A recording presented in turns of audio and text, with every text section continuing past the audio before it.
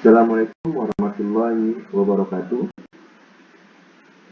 Pada kesempatan kali ini pertemuan hari ini kita coba akan bahas tentang mata kuliah kita filsafat hukum ya. Nah, sebelumnya saya juga sudah menguraikan tentang filsafat itu sendiri, bahwa secara tata bahasa atau tata kata ya, filsafat itu kan berasal dari dua suku kata, philo dan sophia, yang diartikan dengan cinta kepada kebijaksanaan. Ada juga sophia itu dimaksudkan atau diartikan dengan kearifan, kebijaksanaan, pengetahuan. Sehingga kan filsafat itu kan cinta kepada kearifan, cinta kepada pengetahuan, cinta kepada kebijaksanaan. Sehingga karena memang cara berpikirnya manusia itu, atau manusia itu berupaya untuk cinta kepada pengetahuan, maka ya, pengetahuan itu kan diungkap dengan cara ya, sistematis, koheren, kritis, radikal. Konteks radikal ini kan radikal cara berpikir ya. Untuk apa berpikir dengan cara radikal? Berarti kan kalau berpikir dengan cara radikal, itu kan berpikir dengan cara yang radik. Radikal itu asal katanya radik. Radik itu apa? Kembali ke dasar itu.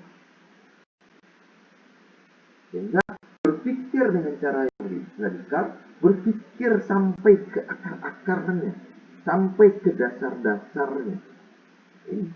Selama ini kan orang berupaya menafsirkan lain dengan kata radikal itu ya. Padahal kan terminologi radikal di dalam filsafat itu kan sebenarnya positif. Dibolehkan, malah sangat dianjurkan. Kenapa?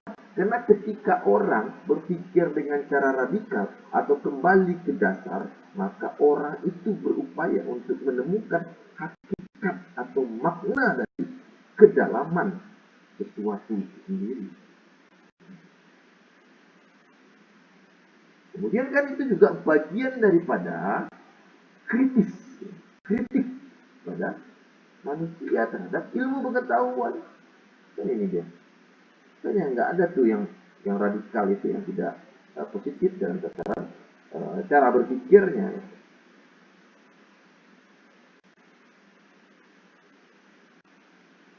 Ini sebelumnya kan saya juga sudah jelaskan kepada Anda semua terkait dengan karakteristik dari filsafat itu sendiri ya. Karena memang dalam tataran lain ya, filsafat itu kan untuk menemukan hakikat. Kalau dalam ruang-ruang ontologi kan itu. Kemudian filsafat itu juga, ya, kata Aristoteles, dia melakukan upaya untuk penyelidikan terhadap realitas. Kan. Ada upaya untuk melakukan penyelidikan. Kemudian filsafat itu juga dikatakan atau disebut juga dengan mother of science, induk dari segala ilmu pengetahuan. Kenapa dia induk dari segala pengetahuan? Karena memang dari filsafat inilah kemudian menciptakan berbagai macam ilmu pengetahuan. Terjadilah pengembangan ilmu pengetahuan. Karena apa? Karena filsafat. Termasuk di dalamnya juga filsafat hukum. Dalam konteks filsafat hukum, kita coba tuh menguraikan tuh apa sih hukum itu sebenarnya. Apa sih hukum itu? Apakah hari ini seperti pemahaman kita pada umumnya memahami hukum itu? Dimana kan hari ini kita ketahui bahwa definisi hukum itu adalah seperangkat aturan yang dibuat oleh pihak yang berwenang. Siapa nih? Pejabat yang berwenang, pihak yang berwenang. mana di dalamnya juga dia bersifat memaksa, bersifat mengikat. Dan juga di dalamnya ada sanksi. Nah, bentuknya adalah aturan-aturan tertulis. Nah, apakah ini nih yang kita pahami sebagai hukum? Atau jangan-jangan definisi yang tadi itu sebenarnya definisi peraturan perundang-undangan, bukan definisi hukum. Memang definisi hukum itu kan adalah aturan tertulis ataupun tidak tertulis kan. Dia juga disebut dengan norma ya. Dia disebut juga dengan konsensus. Apakah hukum ini sama dengan kontrak kan? Nah, kontrak juga konsensus, hukum juga konsensus. Kontrak ya, dia jelas para pihaknya. Konsensus para pihak kan? Hukum juga konsensus para pihak, cuman para pihaknya publik ya, masyarakat. Ini nanti kita coba. Anda coba mulai tuh berfantasi, berkontemplasi tuh terkait dengan hukum itu sendiri. Kemudian juga ketika Anda tuh lakukan berpikir kritik, berpikir dengan cara radikal, berkontemplasi, maka mudah-mudahan sampai itu kepada esensi dari hukum itu sendiri. Kemudian menemukan makna tuh dari hukum. Kenapa hukum itu ada? Diperlukan atau tidak hukum itu? Jangan-jangan nggak butuh itu sama hukum. Kemudian, apa hukum itu bagian dari realitas yang ada? Dan apa hukum itu diperlukan atau tidak? Ini pertanyaan-pertanyaan ini nanti harus Anda jawab tuh. Walaupun pemahamannya masing-masing berbeda satu dengan yang lainnya kan. Walaupun nanti ya, kesimpulannya juga akan berbeda antara satu dengan yang lainnya. Tapi ada upaya tuh untuk menguraikan itu. Berkontemplasi. Nah, nanti terakhir dari mana sih keberadaan hukum itu sendiri? Karena kata Thomas Aquinas kan, ada macam-macam kan cara keberadaan dari hukum itu sendiri kan. Thomas Aquinas bagi ada 4 tuh mengatakan. Yang pertama ada lex aeterna, hukum Tuhan, di mana hukum itu memang manifestasi atau diturunkan langsung oleh Tuhan. Bahwa hukum itu hasil ciptaan dari Tuhan. Kalau seandainya hukum itu sudah diciptakan oleh Tuhan, buat apa tuh hukum yang lain itu? Sedangkan masih ada tuh hukum yang. Kenapa? Karena konsep kebertuhanan kita yang kita wujudkan dalam bentuk keberagamaan, sehingga ragam dia. Itu agama itu ragam, keberagamaan, keberagaman. Ada agama satu, agama dua, ada agama lain. Sehingga tafsiran dia terhadap agama itu kan menjadi berbeda-beda. Tapi secara esensi itu kan kitab suci contohnya. Itu lex aeterna. Ya. Kemudian apa kata Thomas Aquinas? Yang kedua adalah lex divina. Hukum-hukum yang diturunkan oleh Tuhan tetapi ditafsirkan oleh orang-orang yang memiliki kedekatan khusus secara teologis ya, terkait dengan konsep ketuhanan. Jadi ada tafsir kenabian gitu. Dalam Islam itu kan hadis gitu. Kemudian yang ketiga ada lex natura atau hukum alam, yang di mana-mana hukum alam itu sama satu dengan yang lainnya. Ya. General sifatnya, universal. Kemudian yang terakhir kan ada lex humana atau hukum buatan manusia. Hukum buatan manusia inilah yang kemudian menjadi konsensus kesepakatan orang atau manusia satu dengan yang lainnya. membentuk tata cara berperilaku, itu baik dia tertulis maupun tidak tertulis, baik dia dibuat oleh pejabat berwenang maupun tidak dibuat, dia tumbuh hidup di tengah-tengah masyarakatnya. Apakah hukum yang tumbuh hidup di tengah-tengah masyarakat itu menjadi sama seperti pejabat yang berwenang? Kan tidak. Karena ada hukum yang tumbuh dia. Kenapa saat dia tumbuh? Karena interaksi antara manusia satu dengan yang lainnya. Kan? Begitu. Kita coba berpikir tentang hukum itu sendiri. Kita kritik tuh tafsir-tafsir hukum. Kenapa? Karena pada prinsipnya kan kata Immanuel Kant katanya kan, sampai saat ini katanya, belum ada definisi terkait dengan hukum yang lengkap itu sendiri. Para juris masih mencari itu definisi yang utuh terkait dengan hukum tuh. Sampai 1000 tahun tahun 1800-an kata Immanuel Kant, noch suchen die Juristen ein Definition zu ihrem Begriff von Recht. Jadi nggak ada yang bisa mendefinisikan hukum secara lengkap dan menyeluruh. Dalam bukunya apa juga, Van Apeldoorn juga menyebutkan bahwa seolah-olah ya, hukum itu seperti the man in the street, seperti anak jalanan tuh, yang dia nggak bisa menentukan langkahnya, dia nggak bisa menentukan sikap atau kemapanannya, dia bebas, sulit didefinisikan. Nah, itu mas, maka the man in the street, seperti manusia jalanan.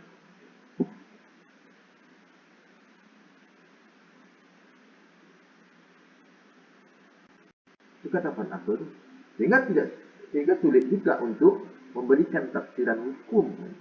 Kita lihat juga Van Kant coba mendefinisikan hukum. Dia katakan hukum itu sebagai keseluruhan peraturan hidup yang bersifat memaksa untuk melindungi kepentingan manusia dalam masyarakat.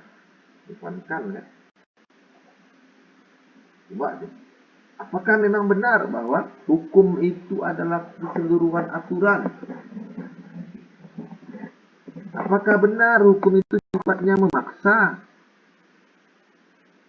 Apakah benar hukum itu melindungi kepentingan manusia di dalam masyarakat? Jangan-jangan hukum itu hanya melindungi kepentingan kelompok orang saja. Jangan-jangan hukum itu hanya untuk melindungi kepentingan pelaku usaha saja. Walaupun harapannya kan hukum itu untuk melindungi seluruh masyarakat kan. Walaupun sulit ya. Nah, hukum itu kan pembatasan sebenarnya. Kalau dia sudah dibatasi, maka ya, manusia yang plural itu tadi akan terbatasi oleh satu sikap, yaitu sikap berhukum itu sendiri. Sehingga kan manusia nggak boleh tuh berbuat dengan cara yang di luar dari konteks hukum yang dibuat atau disepakati gitu.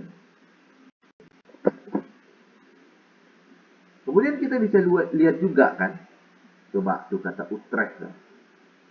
Apa itu hukum kata Utrecht? Hukum itu merupakan himpunan-himpunan petunjuk hidup. Jadi dia kumpulan atau himpunan petunjuk hidup tentang apa? Tata tertib. Untuk menata supaya apa? Supaya tertib itu manusia itu. Sehingga tata tertib tadi ya, ditata ya. Apa yang ditata dan ditertibkan itu petunjuk hidup. Jadi petunjuk-petunjuk hidup itu otomatis kan banyak tuh. Kemudian ditata dan ditertibkan dia. Yang di mana seharusnya ditaati kan oleh anggota masyarakat. Padahal anggota masyarakatnya kan plural tuh. Kalau homogen masyarakatnya, maka kan ada masalah tuh ditata. Tapi kalau heterogen,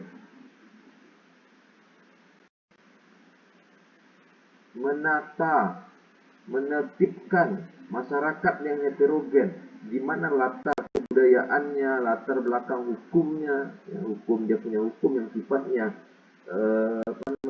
fakultatif tadi, itu berbeda-beda kan, ada satu wilayah satu dengan wilayah yang lainnya, daerah satu dengan daerah lainnya, kan berbeda. Itu kemudian kan ditata, sulit kan menatanya. Sehingga kan kalau dia sudah tertata, dia menjadi himpunan-himpunan atau himpunan atau kelompok, ya, petunjuk hidup yang tadi sama, seolah-olah sama rata ada ini kan. Apakah hukum itu menghadirkan kesamarataan ataukah sesuai dengan porsinya masing-masing?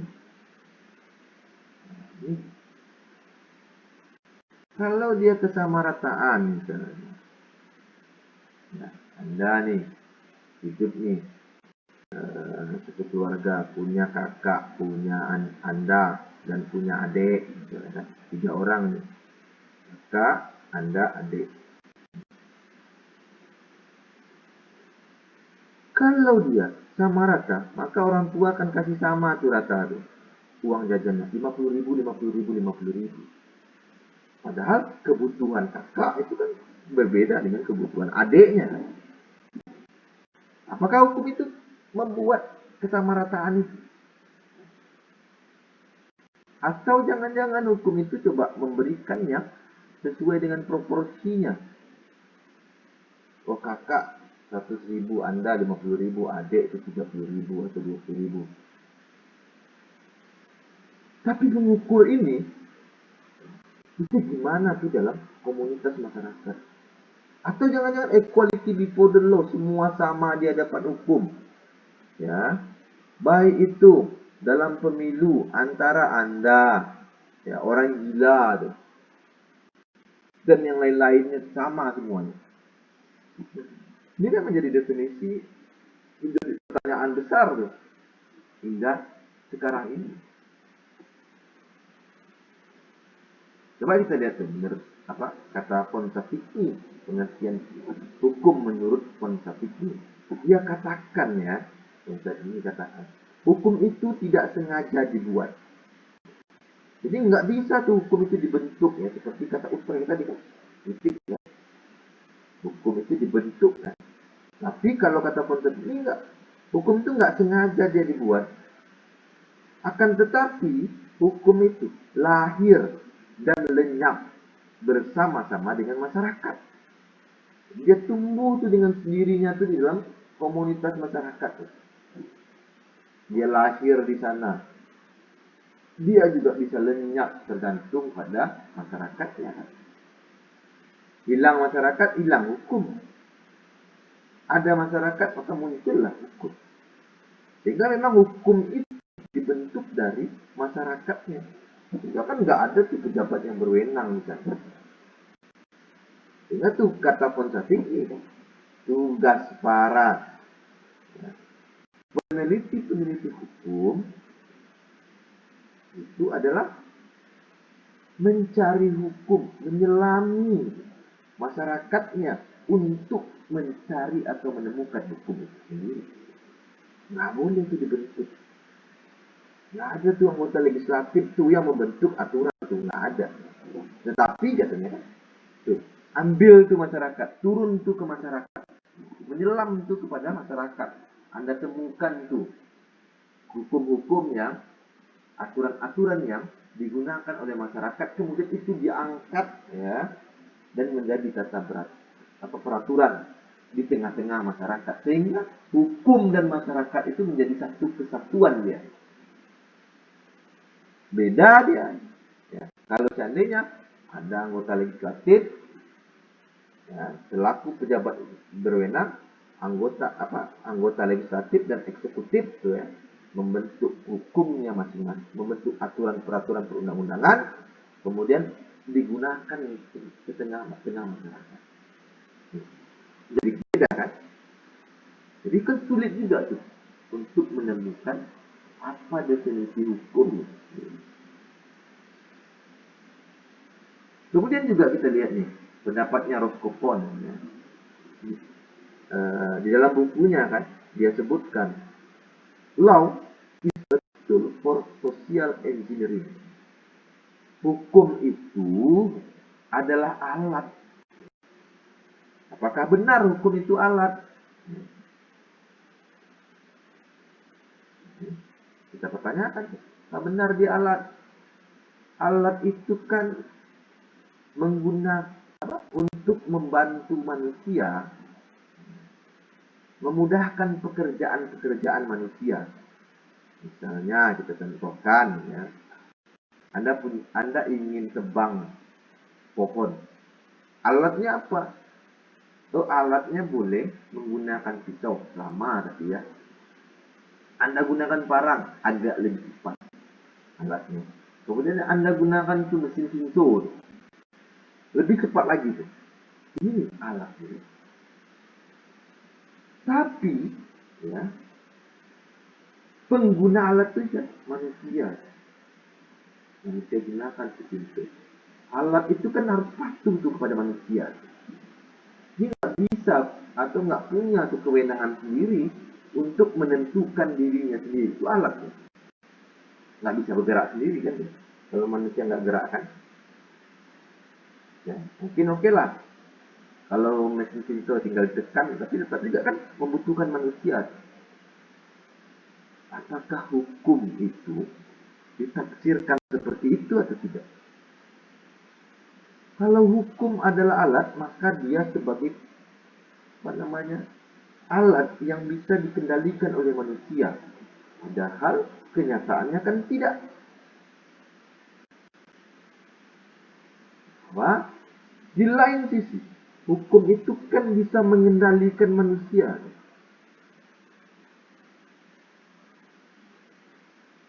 Kenapa saya katakan hukum itu bisa mengendalikan manusia? Contohkan, Anda hari ini datang ke kampus, Anda hari ini kuliah, datang atau tidak datangnya ke kampus, kita sekarang kuliahnya daring, itu atas dasar apa itu? Atas dasar perintah dari peraturan perundang-undangan. Kalau peraturan perundang-undangan itu alat, maka Anda yang tentukan tuh, tapi sekarang enggak tuh. Peraturan perundang-undangan menjadikan kita sebagai subjek yang dipengaruhi,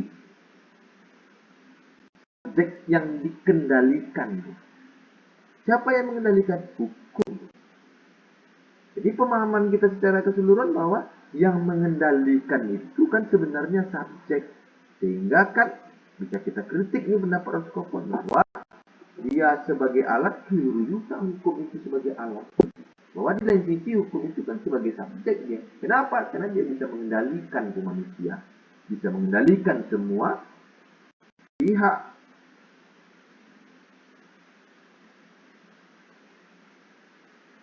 Alat untuk apa kata Roscoe? Untuk ya, rekayasa sosial. Yang dimaksudkan Roscoe bahwa hukum itu adalah alat untuk mengendalikan atau untuk membuat rekayasa sosial. Bayangkan, hukum itu sebenarnya ya, membuat dan membentuk atau bahkan dia merekayasa. Apa yang direkayasanya? Sosial. Sosial yang macam mana? Yang heterogen ataupun maupun homogen. Itu direkayasa menjadi aturan-aturan yang seolah-olah katanya itu ideal.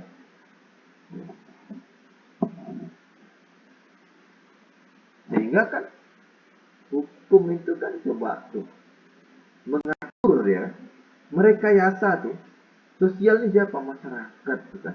Hubungan interaksi antara masyarakat satu dengan itu yang direkayasa oleh hukum. Membentuk satu hasil dari rekayasa tadi, membentuk ya tatanan itu. Sekarang pertanyaan saya, baik atau tidak hukum itu? Subjek atau objek hukum itu? Pengendali atau yang dikendalikan hukum itu? Silakan Anda nanti berpikir, silakan Anda nanti berkontemplasi ya, terkait dengan apa yang dimaksud dengan hukum. Secara keseluruhan bisa kita lihat kan, sebenarnya ilmu pengetahuan itu kan ada dua itu. Yang pertama, Sein Wissenschaft, ilmu-ilmu tentang Dasein atau ilmu tentang kenyataan. Ini kan yang sering disebut dengan ilmu hukum empiris ya, atau disebut juga dengan sosiologi hukum dan antropologi hukum nih. Sein Wissenschaft, ilmu-ilmu tentang kenyataan bahwa hukum itu dilihat dalam fakta sesungguhnya atau apa yang ada di dalam realitas ya. Kemudian yang kedua, Sollen Wissenschaft, ilmu tentang das Sollen atau ilmu tentang norma, ilmu hukum normatif atau yang disebut dengan dogmatik hukum yang bisa dilihat di dalam peraturan perundang-undangan. Walaupun sebenarnya baik itu sosiologi hukum, antropologi hukum, atau ilmu hukum normatif atau dogmatik hukum, itu kan sebenarnya ilmu hukum empiris. Kenapa di dalam peraturan perundang-undangan itu kan faktanya ya, atau itu kan empiris, ada nampak tuh, kelihatan tuh realitasnya, kelihatan tuh faktanya. Sehingga Sein Wissenschaft dan Sollen Wissenschaft itu secara umum kan ilmu empiris sebenarnya. Ini kan saya kutip ini dari buku misalnya. Tapi kita bisa kritik kan. Saya sampaikan di sini ada upaya kita untuk membangun tuh kritik hukum baik dan benar. Kalau kita lihat nih secara keseluruhan, dulu kan manusia itu kan sifatnya ya itu menggunakan logika survival. Dimana kan manusia itu menghadapi kosmos tuh, alam raya. Sehingga kalau manusia atau subjek itu menghadapi kosmos, alam raya, ya, maka di sana kan yang berbicara apa? Yang berbicara itu kan sebenarnya mana yang kuat dan mana yang lemah. Sehingga hukum itu kan sebenarnya sebagai sebuah tatanan terhadap persaingan dan power, kekuatan. Semua bersaing. Mana yang kuat dia yang menang, mana yang kuat dia yang menang, yang lemah dia akan kalah. Gitu. Logika survival begitu. Dimana juga kan Thomas Hobbes ya, itu mengatakan tuh dengan adagium Homo homini lupus, bahwa manusia itu adalah serigala bagi manusia yang lainnya. Mengapa tuh Hobbes coba gitu, menganalogikan manusia itu dengan sebuah serigala ya. Karena memang serigala itu kan kalau melihat tuh mangsa mereka ramai itu kan adu kuat tuh siapa yang mendapatkan. Bahkan dia sama dia pun berantem itu untuk merebutkan apa yang dia perebutkan atau makanan itu tadi. Persaingan tuh, persaingan yang kuat. Makanya kan Hobbes katakan watak manusia itu sebenarnya kan ada di semua manusia itu memiliki keinginan yang tinggi untuk menguasai, memiliki keinginan yang kuat untuk menguasai, sehingga adanya keinginan, ego, nafsu ya dalam diri manusia itu kan coba dikikis tuh. Ada kirisan itu kan coba dihilangkan tuh. Dengan apa? Dengan membentuk hukum. Atau juga kan kita lihat juga nih ada adagium mengatakan bellum omnium contra omnes. Timbullah, karena itu kan manusia menguasai manusia yang lainnya, karena muncullah, karena nggak mau tuh manusia itu kan dikuasai, maka muncullah perang semua orang melawan semua orang. Terjadi chaos ya. Perang antara satu dengan yang lainnya. Karena sudah muncul peperangan ya, dan kondisi nggak sesuai, maka kan dibutuhkan tatanan. Walaupun memang Aristoteles kan mengatakan manusia itu kan sebenarnya zoon politikon kan. Bahwa manusia itu kan sebenarnya makhluk yang berinteraksi, bermasyarakat gitu. Karena memang manusia itu makhluk yang bermasyarakat satu dengan yang lainnya, dalam hal masyarakat itu berinteraksi, sehingga kan sebenarnya manusia itu kalau dalam zoon politikon itu kan dia setara. Kenapa? Sama-sama masyarakat, subjeknya sama, setara. Kalau dia sudah setara, dia akan berinteraksi itu. Kalau sudah berinteraksi, maka hasil interaksinya itu ya itu kemudian membentuk yang namanya tatanan. Orang enggak kan ya, karena dia sudah berinteraksi satu dengan yang lainnya, maka ada tata cara tuh berinteraksi. Disitulah hukum berperan. Kayaknya kan ada juga Adagium mengatakan bahwa ibi societas ibi ius. Di mana ada masyarakat, di situ ada hukum. Kenapa? Hasil dari interaksi manusia satu dengan yang lain. Sehingga, tapi kan perlu dikritik juga kan Adagium ini ya. Apalagi kalau kita bicara tentang karena nggak butuh tuh masyarakat tuh. Hukum Tuhan tanpa ada masyarakat tuh. Karena dia hukum ya, Tuhan bisa membentuk hukum, menciptakan hukum. Kalau dalam Lex Humana oke lah. Ibi societas, ibi ius, di mana ada masyarakat, di situ ada hukum. Juga kan masyarakat ini kan membentuk juridical society. Atau masyarakat yang menerima hukum sebagai alat regulasi dalam membangun dan mengelola hidup dan kehidupannya. Jadi hukum itu kan berupaya untuk membangun, untuk mengolah kehidupan dan kehidupannya. Nah, ada di sana kan terciptalah ada hukum yang tertulis dengan hukum yang tidak tertulis. Dari mana? Dari hasil interaksi antara manusia satu dengan manusia yang lainnya. Ini kan dalam tataran Lex Humana. Jadi ini nih, kita coba kan. Jadi Anda juga harus berkontemplasi terkait dengan apa itu hukum ya. Jadi Anda bisa sekarang coba menguraikan tuh terkait dengan hukum ini. Oke, saya cukupkan pertemuan kita hari ini. Kita lanjutkan ke pertemuan selanjutnya ya. Membahas tentang filsafat hukum lebih dalam lagi. Oke, saya tutup pertemuan kita. Silakan kalau ada pertanyaan, diajukan saja pertanyaannya yang terkait dengan materi kita hari ini. Assalamualaikum warahmatullahi wabarakatuh.